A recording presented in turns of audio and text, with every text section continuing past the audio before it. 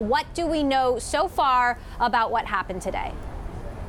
Yeah, I'm sure they'd much rather be there with at the Vanity Fair conference with you. They're fighting over, what governance looks like and whether they can pass this SoftBank deal and start moving forward with that. The goal is to put the two together in a single vote, reform governance, sort of expand the board, and start moving on this potentially $10 billion share purchase from SoftBank and others. So it looks like, something is likely to pass. I think the actual sort of terms are being negotiated, but the movement to one share, one vote and other reforms seem likely at this point. It's a matter of sort of the exact terminology and provisions. New details have come out of a confidential report that Uber commissioned into what happened with the acquisition of Otto. And, from what I understand, there are some really fascinating, juicy details about how much cover-up was involved among the founders of Otto, from Travis Kalanick himself. Right. But what is unclear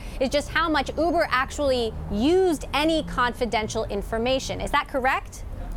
Right. So I think if you're looking for evidence that Anthony Lewandowski, the founder of Otto, was, destroying things he obtained from Google while Uber was looking into it, soliciting Google employees to work for a self-driving car project, this new report has a lot of evidence of that.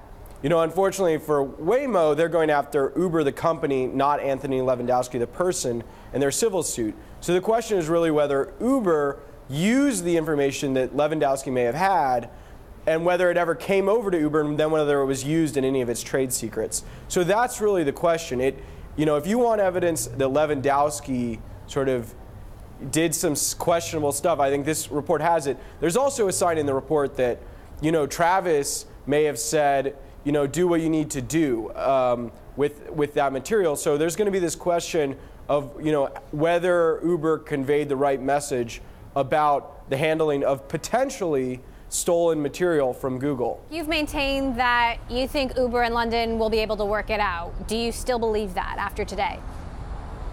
I think so. I think, both sides seem to indicate there was a productive meeting.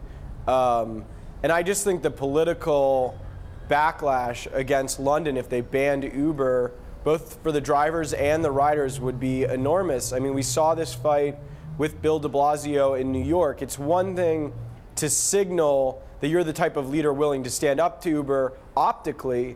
I think it's another to really kick them out. And we haven't really seen that brave move.